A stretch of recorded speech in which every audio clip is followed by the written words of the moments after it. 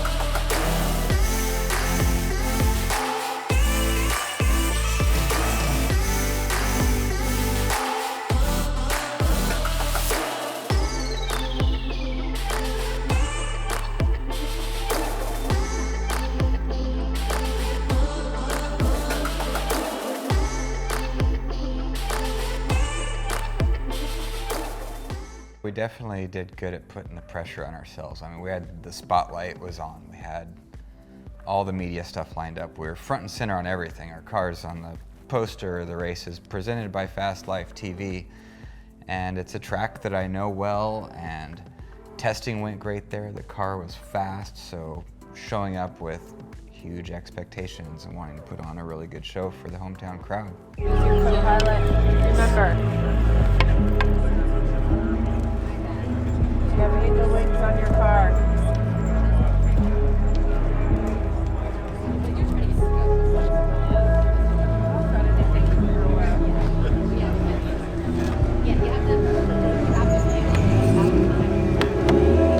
Flag, green flag. Go, go, go. All clear.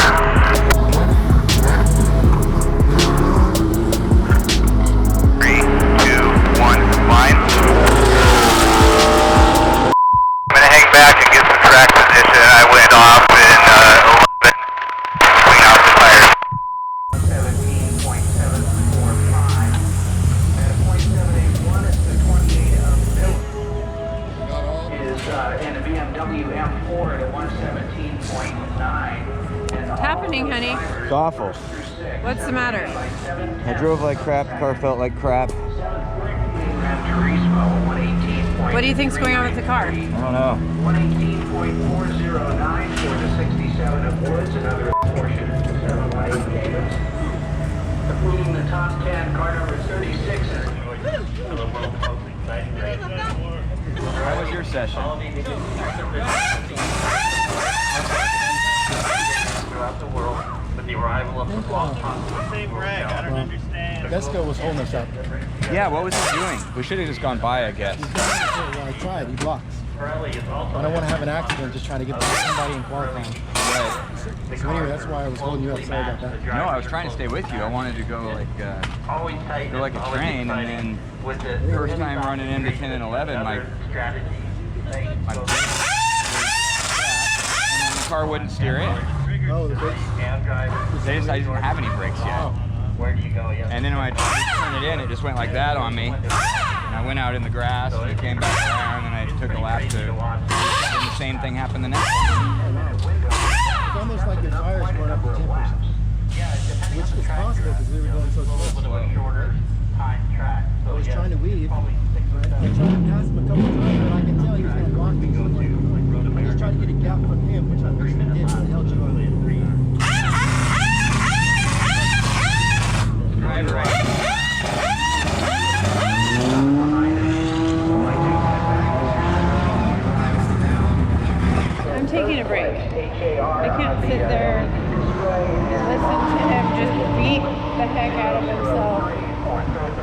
the only reason that they're not at the top of the heap in qualifying is because he's driving the car like an asshole. That's what he just told me. He has too much experience for this. There has to be something else. Or I don't know, maybe it's all mental. But I can't, I need a break for a second to get myself to be strong so that I can encourage him. So Derek went out for qualifying, and of course I was on the radio, and I hear him talking about going off at turn 11, and that was a real bummer. I hate when that happens. I hate when I hear that stuff on the radio. So what happened in qualifying? Well, I didn't hit anything, so that was cool. This was a blessing. It's just another one of those moments where you're pushing so hard and you just step across the line a little bit. Between BOP being wildly off still, you know, the big horsepower cars were just destroying us. And then on top of that, we had some problem with our car that we couldn't put our finger on. Something between the wreck and when we tested was just completely off, because we had tested at Portland and we're really fast. I was feeling so optimistic.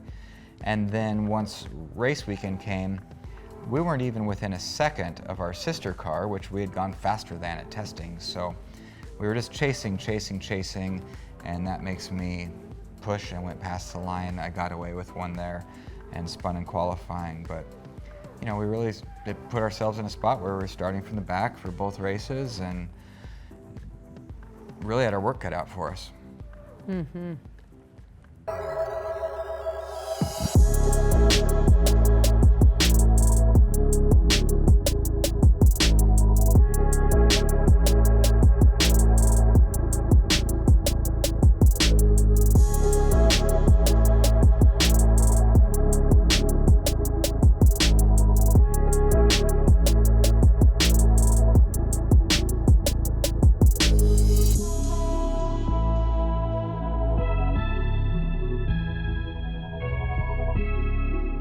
Gentlemen, start your engine!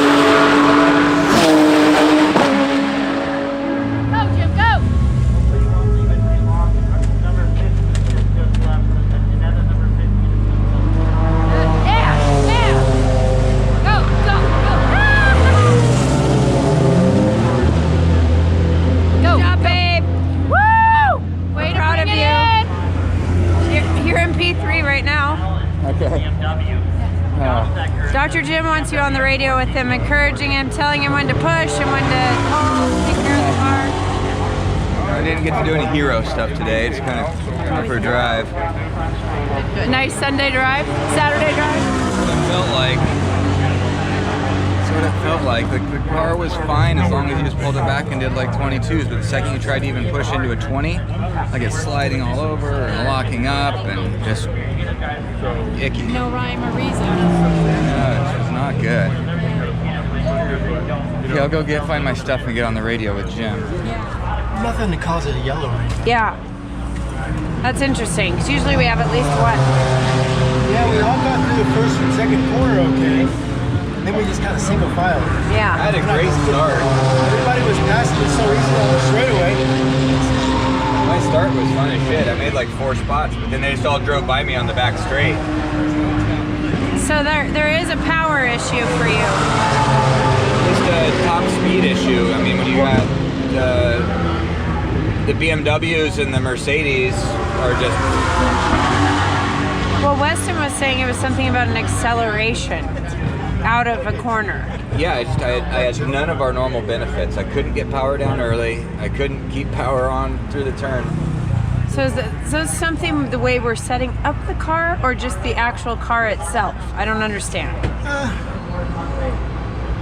It is a setup. I think on long runs, our car is not very good. Remember we got pole at Laguna Seca, and then everybody just walked away in the race? Yeah. That's usually pretty common for us. Don't let it rattle you, Jim. Just put your head down and keep going. Drive your pace. And so what could they do to give you more power? Isn't that like a... Well, I think it's a matter of the BOD, honestly.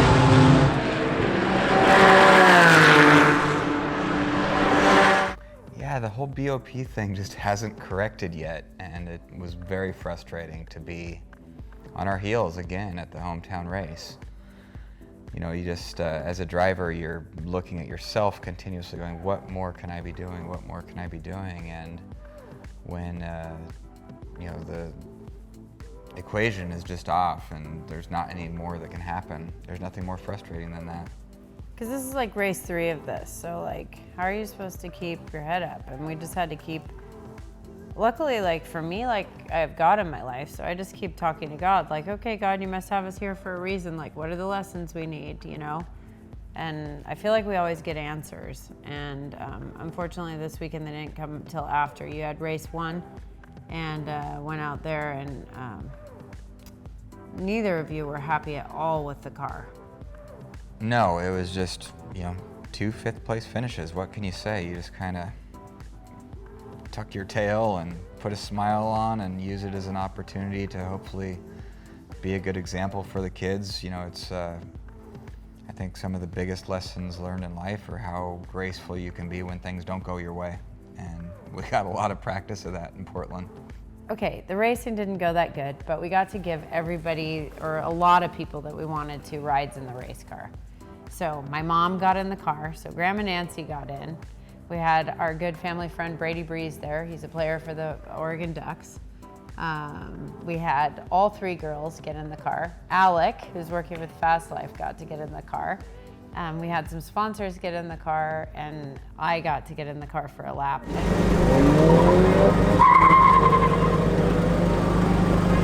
Grandma. I love it. Oh my gosh. That was awesome. How do you feel? Boss lady's giving it pretty cool. Oh my God. Hi, honey. Good?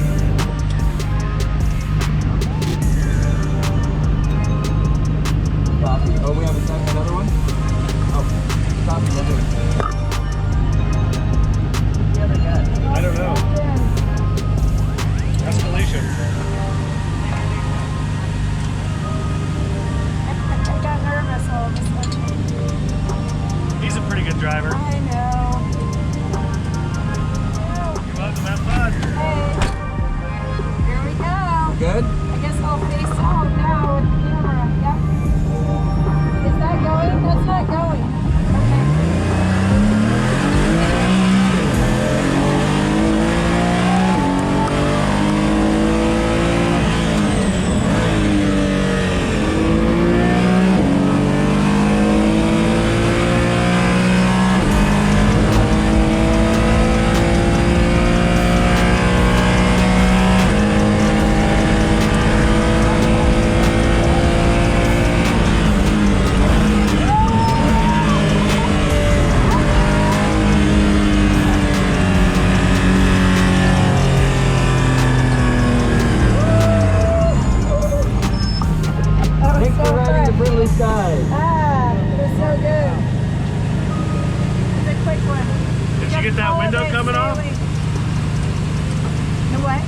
The windshield coming off? I think I was facing forward when that happened. Awesome.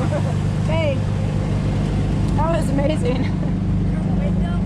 Yeah, somebody's window blew off. And when I went in the car, it was fast, but we were behind one of the Salines, which were new cars coming on track that weekend. They were like having their debut. One of their windshield flew off and like flew towards our car, and I thought it was a bird because it was just like this big It seemed like it was a black thing flying at us. Just a small windshield at 150 Yeah, only a miles an hour. windshield It'll go right flying by. at your car. Yeah, it's like, and later I thought about it and I'm like, oh, that's probably pretty dangerous. You don't ever think about those things happening. But anyway, it was funny to see everybody's reactions. That was probably some of the most meaningful parts about the Portland event. Just the pride in seeing Fastlife TV on everything as the presenting sponsor, but it had been a long time coming that I wanted to get the girls in the car. I've got to give you rides at lots of tracks, and I know how that put what I'm doing in the car into perspective for you, so it was very cool to get, you know, Haylee and Paige in the car, and Brady and Grandma Nancy and Alec and everybody. But it was also very cool to get to see you get to be featured at the beginning of the race and on TV making the drivers start your engines call. Oh, and then yeah. on top of that, Haylee got to do it, Paige got to do it, they got to wave the green flag. My dad got to finally experience something that we were able to give to him. He's the hardest guy to give something to because he has everything. And we got to give him the experience of waving the green flag. And I don't think he left the starter stand for the whole race. He said it was the best view he's ever had and watched the whole race up there. It was And cool. he loves that, when he can Yeah. see everything and Yeah. like know what's going on. Yeah. That's like his favorite. Yeah. So that was really, really cool. So lots of good stuff from Portland, just not good racing results. So Yeah. we are lobbying hard now. We are going through the car with a fine-tooth comb. We're finding any advantage that we can. And Sean and I race in Watkins Glen, New York in about a month. And so on to New York. New York, here we come. We will have 2 daughters going off to college before New York, and hopefully we can share some of that experience with you. One preparing to go to Prague to travel Europe for a couple months in the fall, and we'll have our youngest daughter. So we're almost empty nesters, but I don't know what that is. It's a Is that single nester, I'm calling it. Single Yeah, nester. single nester. I knew you'd have the right Yeah. word for that. Yeah, that's what we're doing. Thank you guys for following along with Fast Life. We appreciate your support and your views and your shares and your likes. Yeah, we've started to see some traction finally. We're seeing some videos get a lot of views on them, and we just really are thankful for that. And we want to ask you to keep sharing us, tell your friends and family, and have people subscribe on YouTube. Until then, we're gonna prep for New York and go get a whole lot of great new content and hopefully finally a race win to share with you all. That's the plan. Yes. Okay. Thank you for following Fast Life TV. Please subscribe for weekly updates about our new content and share us with your friends.